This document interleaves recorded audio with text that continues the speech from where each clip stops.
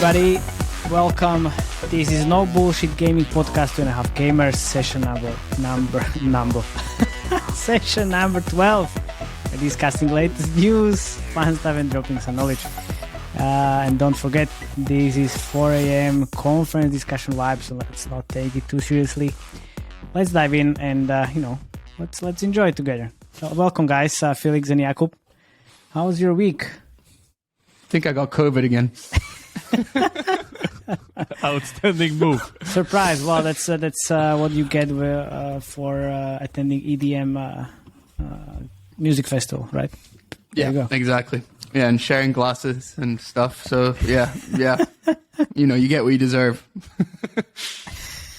Well, let's see. Well, there's one in July in Slovakia and then another one in August. So let's see what I can get during the summer.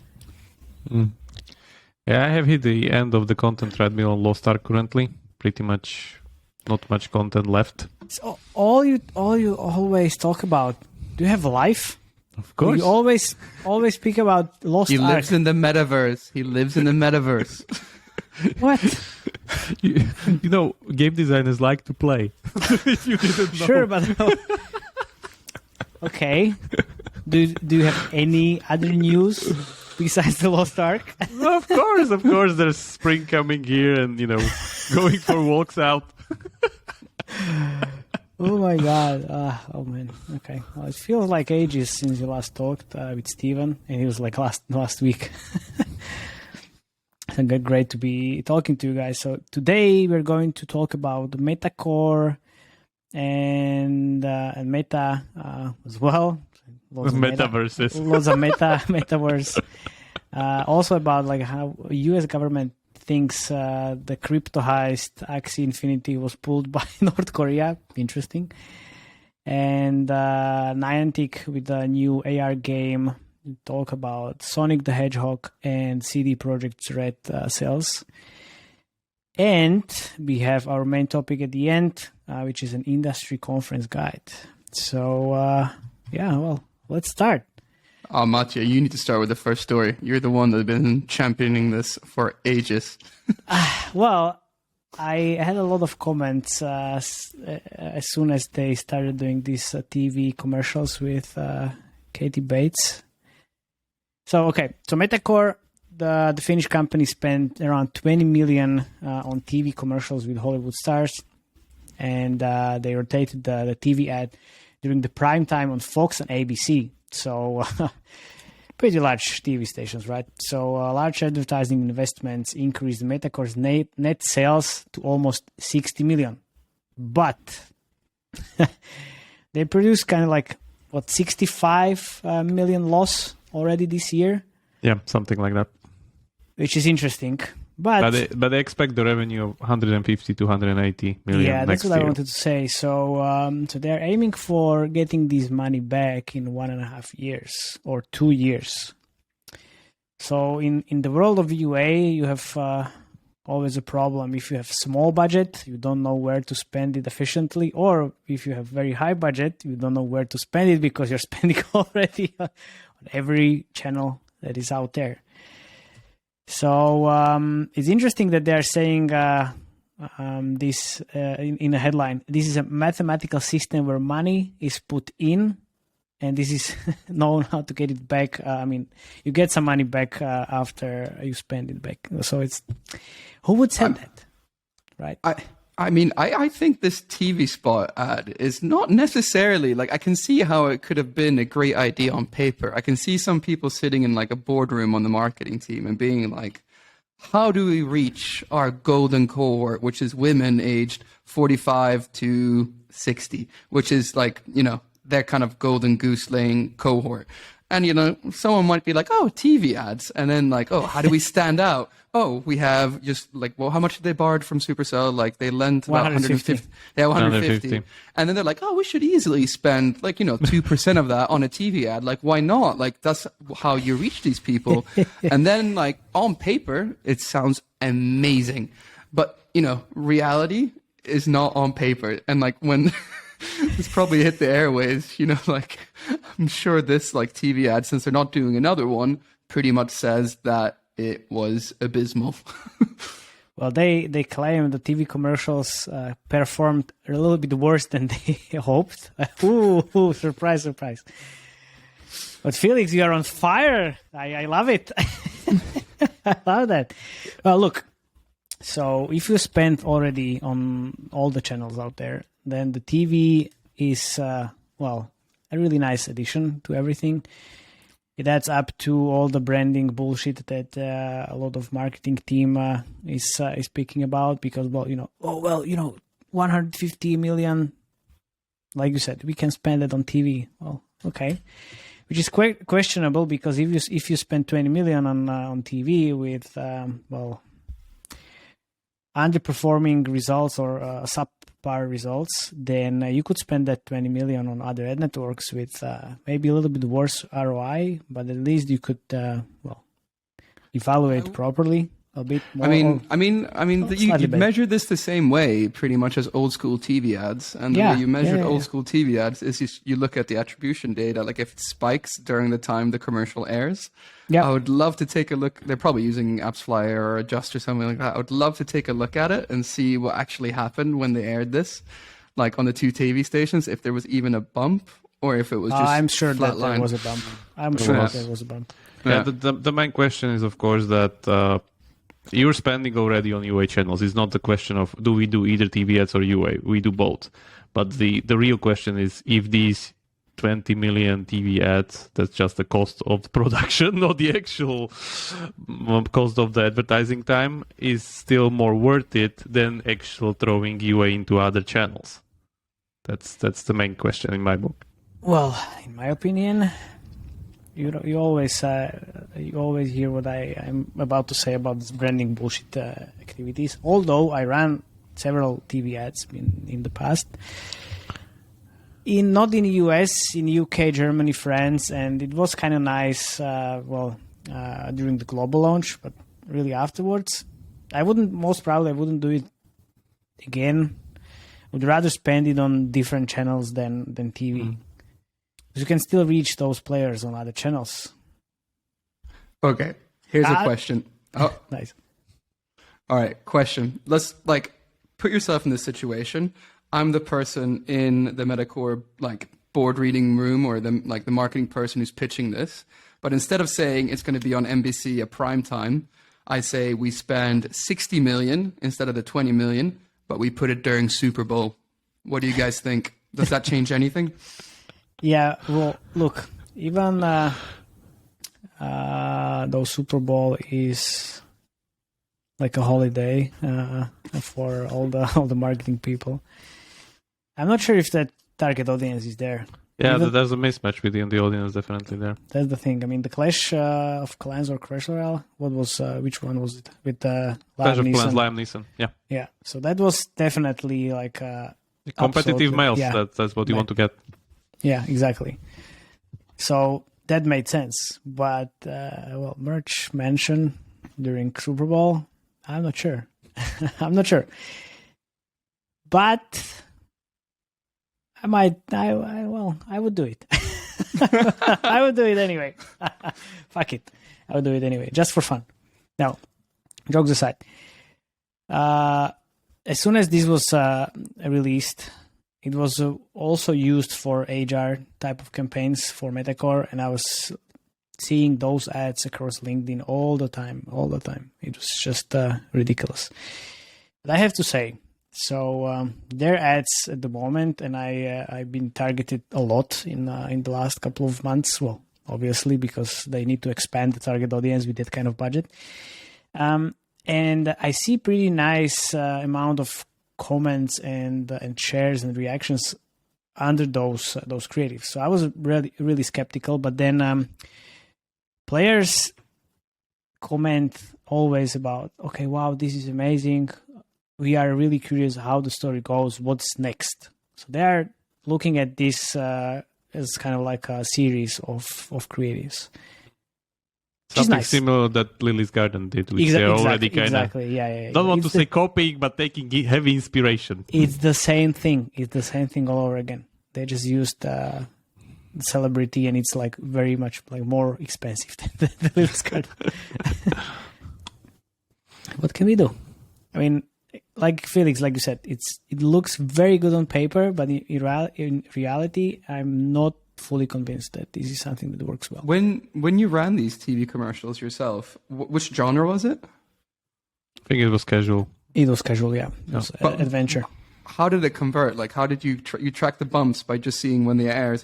But like, Yeah, how were they? Like, was it like in Germany? Was it like 500 installs? Was it 1,000 installs? Like, No, what's it was actually a baseline? a couple of thousand installs actually during those, like overall during the whole TV spot. And also what we found out is that there was some like decrease in terms of the CPI around those times that we aired the TV spot.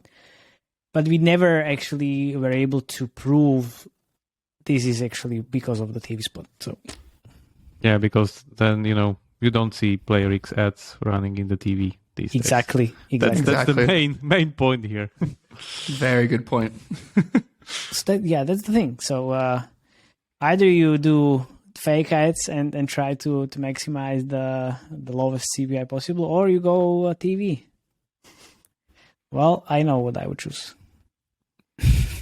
Okay, we can move on with that. Yeah, let's do it. Okay, so Meta, again in the headlines, or let's say Facebook, former Facebook said that they will charge creators up to 47.5% to sell virtual items in their version of Metaverse, which the company said that, or let me pretty much break it down. So first you pay 30% of the cost when you buy something on Oculus Quest platform, and then you pay additional 25% out of the rest of it to have some kind of a trading fee, if I understand correctly. And if you add those two up, you end up with 47.5% sale price for each dollar, depending on where the sale price takes place. And this is kind of interesting because Mark Zuckerberg was the one that previously criticized Apple for charging developers too high of a fee of 30%, which now they even increased. Why not? I told you he was criticizing Apple because 30% is really low. They should charge more. They should charge more. Yeah, so they're starting to pretty much roll out their monetization machine in their, if I get it right, this is the Horizon Worlds app that they want to have this kind of a metaverse in, which currently is just people without legs in this kind of animated avatar circus. So don't know if what's happening there. I think they even said that they're using animated it during Corona. avatar circus is that's perfect. But they said they're using it as some kind of remote workplace. During Corona or something. Yeah, they have their meetings in the Horizon Worlds. With headsets on and everything. So, like, I should be the one speaking for this because I did the VR game before. But it means that I know all the limitations, damn it. Yeah, well, that's the thing. Maybe it's going to happen in 20 years, not right now. Yeah, the tech's definitely not there, unfortunately. It's more of a... Like, there's so much stuff that can be improved, and we are not able to do it because the cost would be horrendous. Like, the current headsets that are out there, they're great. They're, like, such a step up from what was there in the 90s. But still, if we want to go really further, they would be costing 10,000s, not like the price that Facebook is pretty much undercutting currently when they're selling the Quest Oculus headsets. Mm-hmm.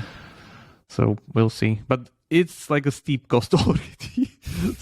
So my 2 cents here is that I'm still betting more on something like Epic or some other company that takes this kind of a crusade to create the metaverse. Well, of course, Epic with the Unreal Engine 5. That makes all the sense. And they raised like $2 billion lately. Because that cost and everything, and even the whole article and whole information flow, they're saying they're pretty much symbolizing the IOI industries from Ready Player One, the bad guys that try to take over the metaverse. Yeah. And like when I saw the headline, I really thought it was a joke. And then I read in the article, it's like, oh no, a spokesperson confirmed it's 47.5. plus, like, and then after, like, you need to pay your taxes. Yeah. And then I'm just like, so people need to buy the headset, and then the creators also need a headset, and then, like, they're going to be taken to the cleaners. Like, why would you want to encourage, like, a metaverse where you give the creators the least amount? Like, you want to encourage a newly fledgling metaverse to be as big as possible. You don't do that by taxing the living shit out of the creators. Like, it... Bro, Zuck, you're going to fuck the company, bro. Like, no. Yeah. You know that 10 billion investment that is being burned out on VR have to return somewhere. Yeah, Well, we'll see. It's still less than Roblox. Less than Roblox. Yeah. We checked it. It's 27th of April that Facebook announces their quarterly result for first quarter this year. We'll be definitely watching what happens there. We will be watching. So, yeah. Oh, my God. Daredevil. Right there. Yeah, let's continue. Yeah. Man. Right. This is a good one. This is a good one. So, your favorite piranha state, or second favorite probably right now, actually, but, you know, the traditional favorite piranha state, North Korea, basically has this state-sponsored hacking group called Lazarus Group, which now the US says has been linked to the $600 million Axie Infinity crypto heist, which means that North Korean hackers were behind the biggest heist, a crypto heist, of a crypto game to date. And man, like, this is just a gift that keeps on coming. With the news last week that they raised another 150 million to pay back the users, and then this, it's just, man, like, you can't make this up. What? Yeah, I tell you, like, in 1 year or 2 years, we'll find out it was an inside job. I tell you that. Not North Korea, but someone from inside just took 600 million. But it's nice to know that everyone now who's playing Axie, just know, you know, you are supporting the dictator, like Kim Jong-un. You're literally funding the nuclear weapons program of North Korea. Yeah. Man. Because, let me guess, like, part of the tokens haven't been sold yet, so they're held by North Korean-controlled wallets, which means that if the crypto goes up in, like, value, that means that they will go up in value and earn more money, which means that A16Z and Binance and all these people, if they get more money, so does the North Korean state. Man. Yeah. There was an article about one guy being in prison because he was presenting a really nice deck in North Korea about how to avoid sanctions by crypto. Using crypto, yeah. Using crypto. And now he's in prison in the US for 5 years. 5 years. Was he American? Or Yeah. Yes. Yeah. Man, what an idiot. Oh. He could be glad he only got 5 years because the he could get 20. Original sum was 20. But yeah, it's hard to kind of prove when you're like have photos of yourself with the board that says no sanctions smiley that you weren't teaching them how to pretty much bypass the sanctions. Well, Yeah, but let's see. Yeah. I think most of the funds are still in the wallet. So the jury is Yeah. still on this, like how they will actually kind of spend it, move it, or whatever do with it. But yeah, I guess this story will still bear some more Oh continuations. yeah, of course. There will be so much speculation in the next months. And, like, I don't even know what else to say to that news. It's just like... It's so Yeah. funny. Yeah. Then we have a new upcoming AR game from Niantic about breeding unique creatures, which is called Peridot, whatever that means. So they are coming with this game into the soft launch next month. After the success of Pokemon, then they have Pikmin. No idea if that's successful or not, but I haven't had a chance to play it, and then Harry Potter, Which already got canned. yeah, which is So, already like, died. am I the only one who thinks that basically Niantic, like, they tried Settlers of Catan, didn't work, Harry Potter didn't work, like, it's only Pokemon, right? One note. the Harry Potter game was, if I understood correctly, just on their infrastructure cooperation. It was, It was mainly Warner Bros. Warner Bros. Yeah. Warner Bros. Partnered with Niantic about the infrastructure, and then they launched the game. Because they have the nodes and mapped Earth and everything that you use for these games to work. Yeah, but they were working on Carcassonne, right? Or what the fuck? Yeah, was like Soldiers of Catan or whatever was the game or something. There's like multitudes of these geolocation games that are dying and nobody is noticing those. Like, as I said, the only one that I notice is the Japanese one with like thousands LTV that nobody talks about. That's making because like nobody knows about it. Month. Nobody knows about it. Only you. You're big in Japan. You're big in Japan, bro. Yeah. But 50 million a month, man, or some ridiculous number. Nobody like that. cares. Nobody cares. It's Japan. Live here, dude. Play Pokemon. Or Pikmin. All right, Remo, talk to us about this new game. What do you think? What's your take on it? I'm kind of puzzled, to be honest, because I haven't seen anything new in this whole concept of like you having some kind of a creature going with you or catching in the wild or whatever. It seems to me like Pokemon itself. So, and without the IP that we all love and cherish. So that's like problem. That's the only thing that works there. That's the only thing. Yeah, of course. Because it matches Pokemon. That's the thing. It matches the team, the mechanics, everything. That's the thing. And everybody story wanted as well. to have that. Yeah, of course. But for this thing, if they cannot, I think like this whole genre needs to have some kind of disruption, revolution idea or something, probably within the technology itself. Like the technology was the thing that brought it here in the first place. Like we all remember, it was based on that like April 1st Google video that they did, like whatever 4 years before Pokemon Go went out. But it was actually the technology of it that they had that previous game, Ingress. Yeah. So they already built it. They know how to do it, and they just slapped Pokemon team on it and improved it. So it was a really, really big bump because, as you see here within the cooperation of Warner Bros. And Harry Potter, even Warner Bros. Wasn't building it themselves. They just took it from Niantic as a cooperation because it takes Niantic, so much. not Niantic. Come on, Niantic. dude. Sorry. Anyway, I hate when you do that. I'm hard to pronounce it as well. Niantic. but the thing is, it's a similar leap like a Clash Royale game where they did the synchronous multiplayer so well because it's a technological leap. So I think in order to progress in this genre, we again need something similar, not like more of the same. Because I don't think more of the same will work here. Yeah, I agree. But you know what they're Japan, doing? it will work there. The genre mastery.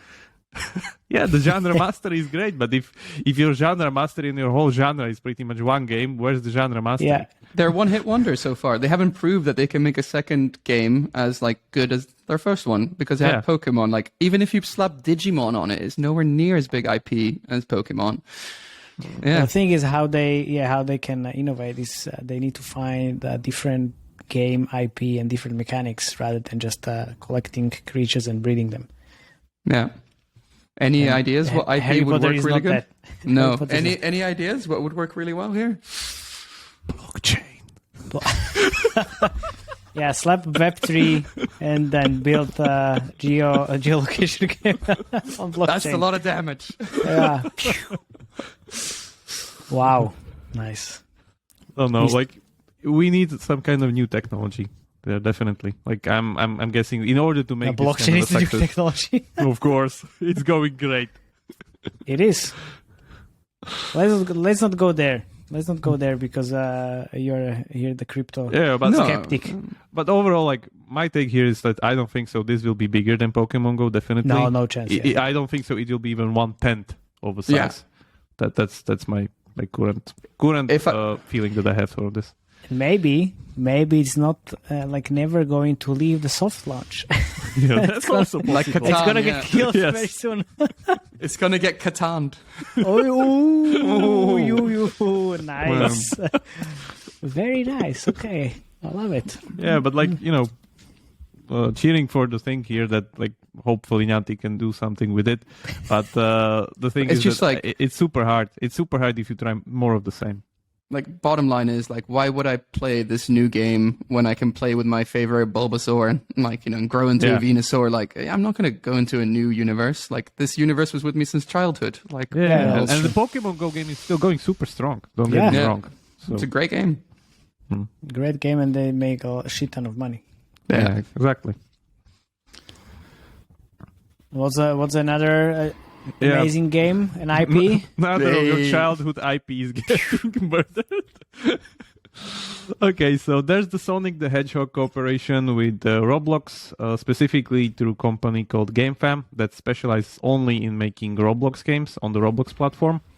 And on April 14, which means from yesterday, players will be able to use their favorite Sonic the Hedgehog to play through Sonic Speed Simulator, if I read this correctly, for free, of course.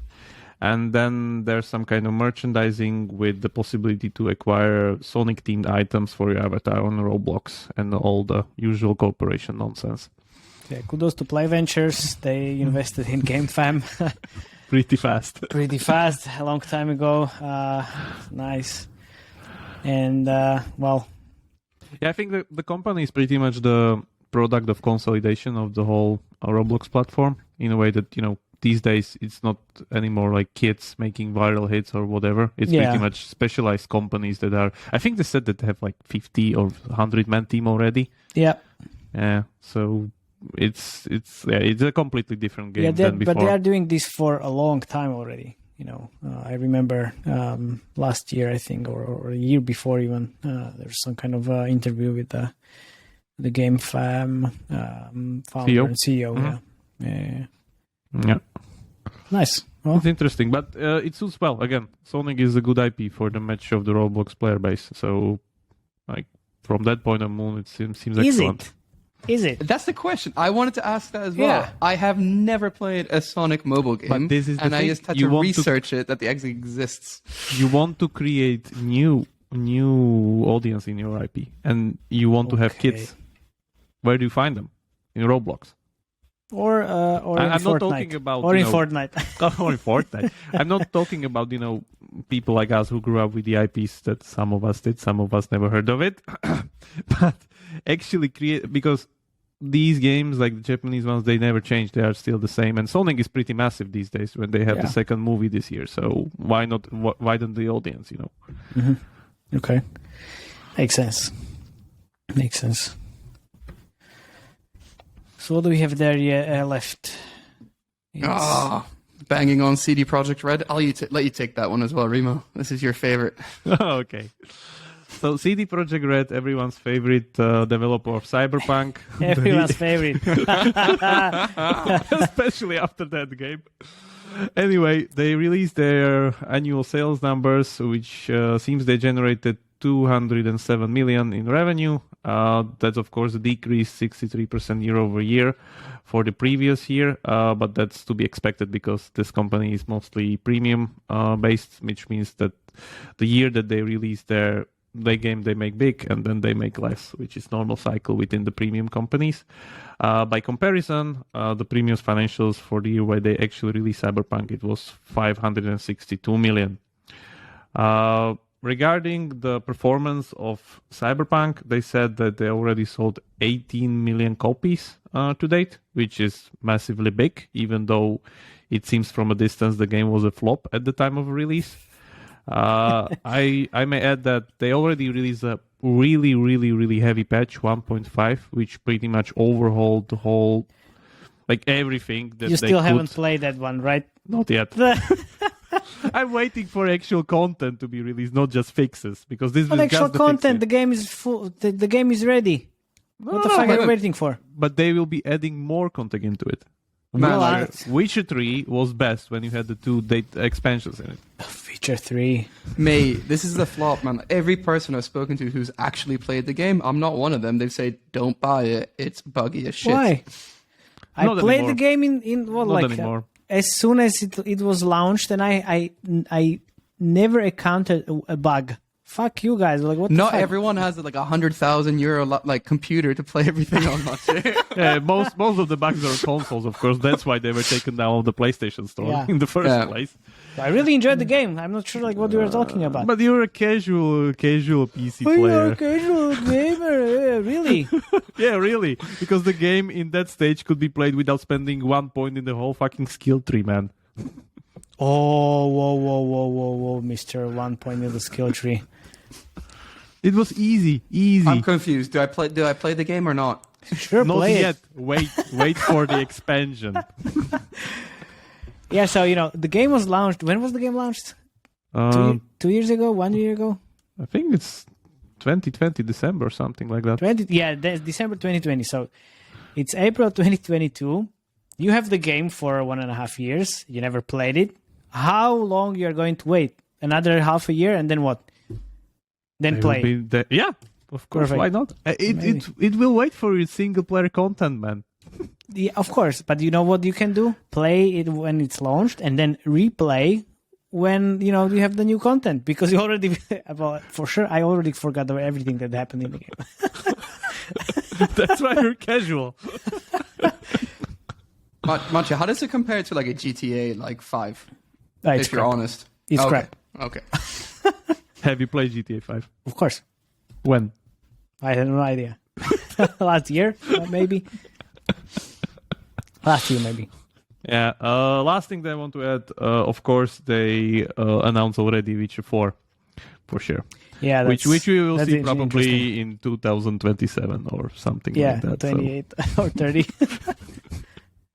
Anyway, what will come out first, Witcher or the new GTA game? That's a tough one. But I think the new GTA game is already kind of some info was already told about that. If I get it right. No, they admitted that they're working on a new game. Projekt Red. That's all they're saying. Yeah. But these games take so much time to make. Like these are open worlds, and you don't build them as you release them and then you move on. You then continue to work on that game for like additional 5 to 10 years anyway. And the GTA also has that online element that goes pretty well for them. So because even Cyberpunk was at one point promising that they would be having multiplayer within it, and there would be like a separate game that would be multiplayer. Yeah, you don't know because you don't read the news that much. Of course, I don't read the news. Why would I do that? But people were expecting it to turn into something like the GTA Online experience. It didn't happen because they have their hands full with fixing the game than actually making additional content for it. Do you think it will ever happen afterwards? Maybe. Don't know. I think you need to revive the game in the first place. So either relaunch it for I know Witcher got delayed again for the next gen release again, the Witcher 3, the overhaul. Maybe they will release Cyberpunk with some kind of new content when new consoles hit in. So to kind of create that platform that they can establish a base to build on. But don't know. It's hard. It's really hard. To kind of do some predictions here. Mm-hmm. Okay, let's take a little break from our discussion. Our friends from Addictive have something to share with you guys. Yeah, okay, we're back. let's discuss the conference guide. So, what happened during the COVID in terms of conferences? Offline conferences. Offline conferences, obviously offline. Do you call online conferences conferences? Just you miss all the fun afterwards. Yeah, the question is how did these fare well? Did you went on any, or what do you think of the model itself? So the thing is, I was speaking on multiple of all these online events, and it wasn't conferences, quote unquote. It was very different experience. I always enjoyed the feedback from the audience. And now I was only talking to my monitor. PC and monitor is I was showing the show reel and all the funny creatives, and usually people laugh during the real time conferences, face-to-face conferences. And now I was okay, so what do they think about these creatives? I have no idea. And did you were speaking in real time? Yeah, I was in real time, and also there was some conferences that were pre-recorded as well. Yeah, I also did mine 2 GDCs pre-recorded during Corona. Man, I'm so sorry about that, man. It's kind of the recording is going and people are already talking in the chat. So you talk with them because it's good. Yeah. You're supposed to answer that question, of course, and it's great to at least have some kind of human contact there. Yeah, that's true. But other than that, it's all pre-recorded, and it's I never felt the buzz of the GDC that I'm used to. Dude, and everything around it. I had a talk at GDC. about global launching mobile games. Mm-hmm.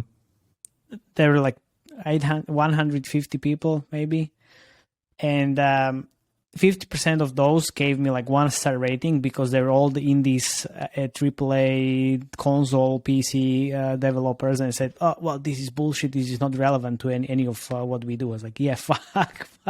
Seriously? So why would you attend a talk which says how to global launch a mobile game or something like that? Or, well, the art of global launching a mobile game. So I did enjoy, and I'm really proud that I achieved this in my life. But man, off the bucket list, yeah. I can exactly. I can check that off my bucket list. The Istanbul event was way better. And I think this was even like more valuable than the GDC talk because the people actually cared. It was really relevant. So it was amazing. Yeah. I think like I had a conversation. I'm not going to name who it is, but this person, they organized a conference, and I spoke to this person at the height of 2020, like end of 2020. And I was just like, hey, how's this online going? I know you've done a couple of online stuff now. Like, how's it been? And they were like, oh, best thing ever. It's great. You get to save on all the costs. And then like, he's just like running down like why it's so good that you're doing these online. Asked the same person about like 4 months ago. I was like, oh, we're finally back live again. He's like, oh my God, thank God we're running on like fumes. And like, my God, we couldn't make ends meet. And thank God, like one more year of this, we would have died. And I was like, all right. So the online forum wasn't as good. He's like, no way. And that's just the truth. Like conferences need to be live, and that's how they make their money. We want to go because it's fun. And like, come on, like online conferences? No. Like how else are we going to find out if people laugh at Matej's Johnny Sins goddamn creatives? Very true. Yeah, very true. That's very true. But, you know, that's why we always start this podcast that this is 4 a.m. conference. I almost said conversion again. 4 a.m. conference discussion, because every time you are at the conference and you are in a bar with all like loud music, obviously, but all the fun stuff and everything is actually happening after the conference, not during the talks, because let's admit that after 9 years or 10 years in the industry, you already heard everything basically. I don't want to sound arrogant, but that's true. Then you need to meet people. You need to meet people afterwards and then discuss like, okay, so what are you doing? What is working for you? What's not working? And share the knowledge, which is happening at 4 a.m. Yeah, usually. I've learned more about mobile ads and mobile ad monetization in an evening in Las Vegas than I have like maybe working for a mobile game for like half a year. Yeah. Like that's just the truth. Like that's where you find out all the gossip, all the juicy details, and all like the screw ups and how to avoid them. It's just it's super valuable. Yeah, I think I would pretty much put the talks into like 3 categories. One would be like the one that you can. Like you want to watch because there's some kind of useful information, but you can watch it on the recording. Why waste? But you never watch the recording, man. You never do that. Sometimes, yeah. I do. You are the only person who does that. I think you need to. If you doing what I do, you need to. Then the other one is that you have these kind of show off talks. Like, for instance, Epic showing their new tech or like stuff like that. You want to see it for the show because, you have like the trick. It's magnificent. The trick they did when they were showing the real-time mapping where there was an actress hidden behind there on the stage, and then they like show off her that it's all real-time and stuff like that. That's really great, but it's more of a show-off. So you go for the show. And then you have these usually use cases that are talking about the successes of something that everybody wants to attend, like Pokemon Go had a talk during that year, or Supercell had that talk about Clash Royale that you want to attend. So I would just put again, this is more of a like everybody will be talking about that talk that evening, so that's why you want to see it. But other than that, like there's no other thing, and you should just go to the parties and get all the chatter for everyone. But it depends on the seniority. of the person. So if Yes, you're yeah, really it's like, an evolution. I would say it's yeah, an of evolution. course, yeah. Like when Yeah, you start in the industry, first you try to attend the lectures and learn as much as possible. Then after 2 years, you discover that there's pretty much 60% of stuff. Same people all over again. Yeah, there's no actual knowledge to be shared. Like most of the times, there's no actual numbers, use cases, or like practical stuff. Half of it is hidden advertisement in the worst case. It's paid lectures are the worst. Basically. Yeah. And then when you are pretty much getting into it and starting to see more of those familiar faces, you actually start to hang out with those familiar faces, and then you get the real information. Yeah. And this takes around 3 years. Well, even more, man. Even more. But for me, it took at least like 5.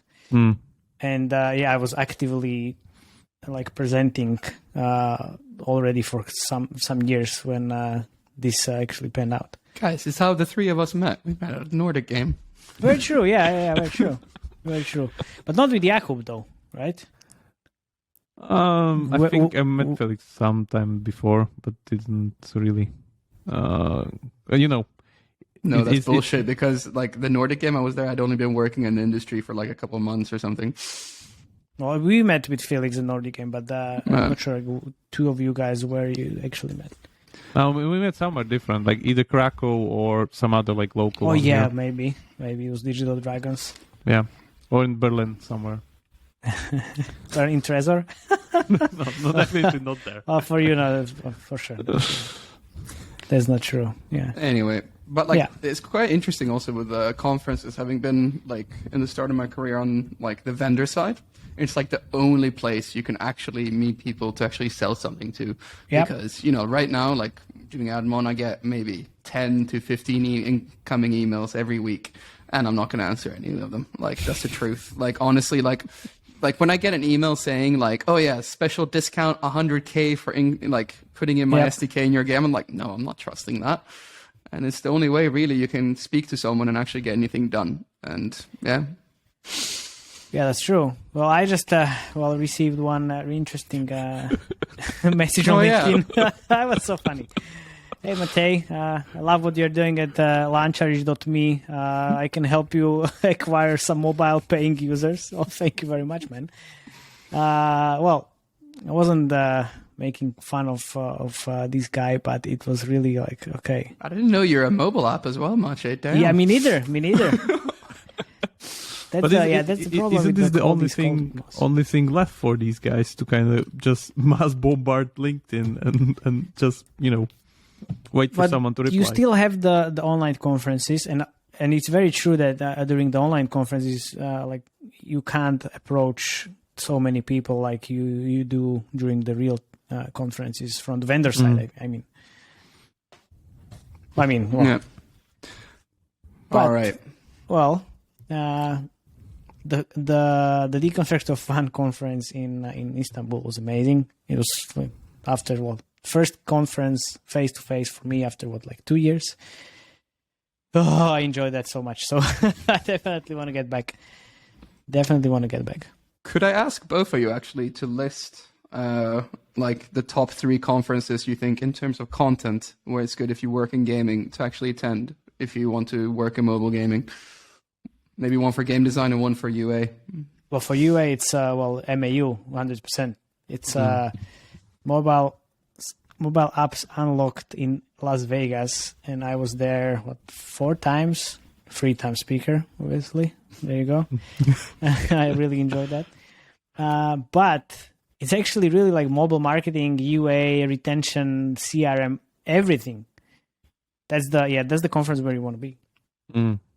From game design perspective, I would say GDC is really important. I want to say don't say GDC, please. But don't because there's so much quality info there that you can directly ask to people. Like I was able to ask like questions, Supercell, Game Elite, and stuff like that. You don't have to don't get that.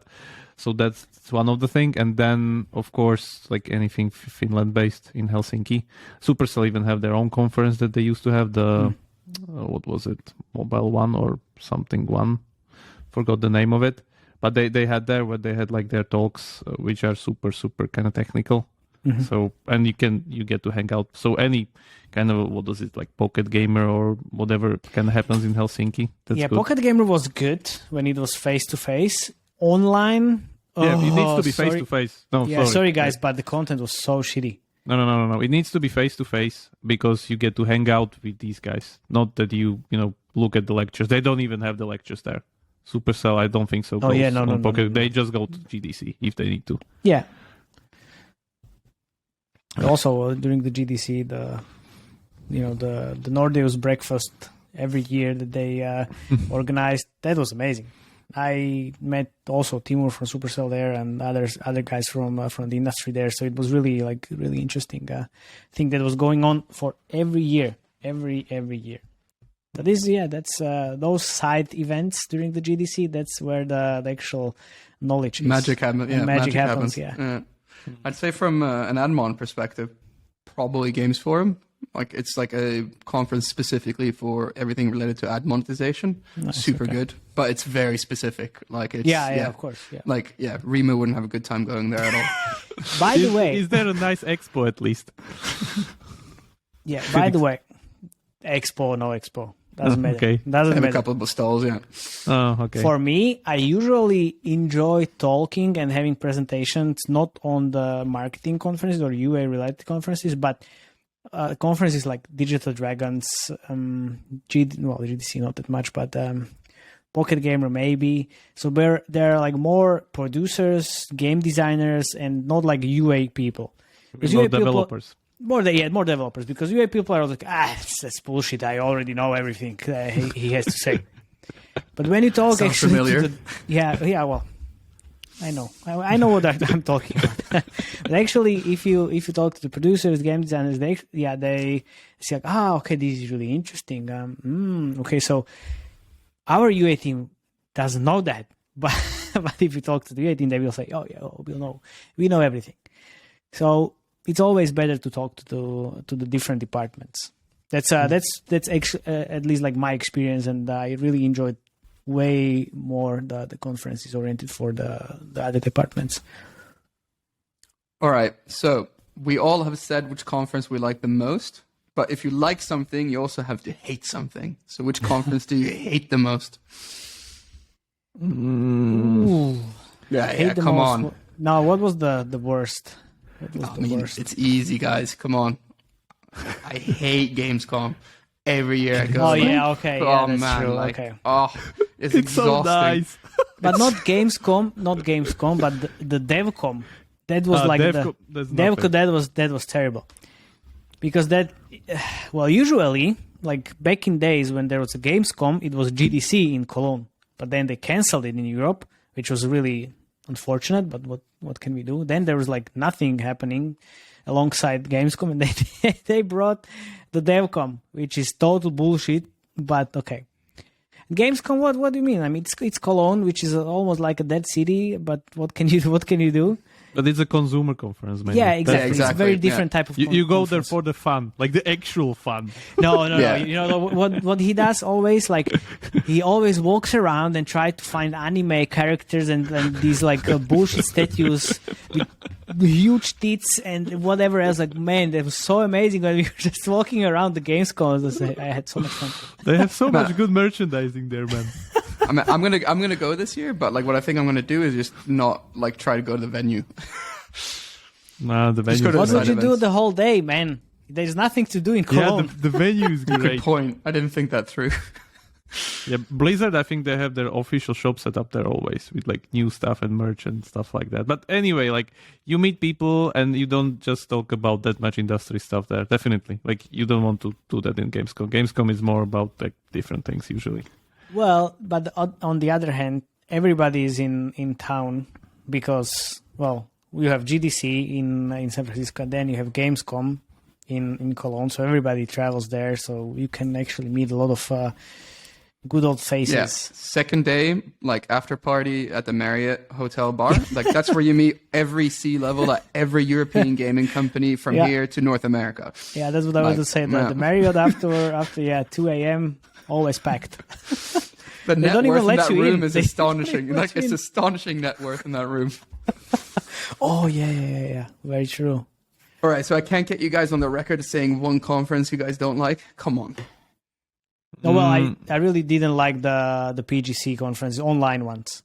That was really well, terrible quality. Sorry guys, but that's true. Don't know, like on my side, like maybe even PGC something that's not like that organized, like even maybe the London one. Like for me, it doesn't really cut it, to be honest. There's not that many people that go there. Oh, really? Whoa. I would never say that. I would say the opposite. Like, it's one of the main events. You talk to different people, man. Because you're more in the vendor side. You're not the developer side. Well, there you have it, folks. Yeah, I think so. Man. Again, looking forward to be back. And maybe we'll see each other again during the Gamescom. Maybe. In the venue. Yeah. All right. So I think that's it, right, for today. Yeah, this is a light one, but still. Thank you very much, guys, and see you. See you next week. Yeah, see you next week. Oh, yeah. Yeah. See you. And all right. Bye-bye.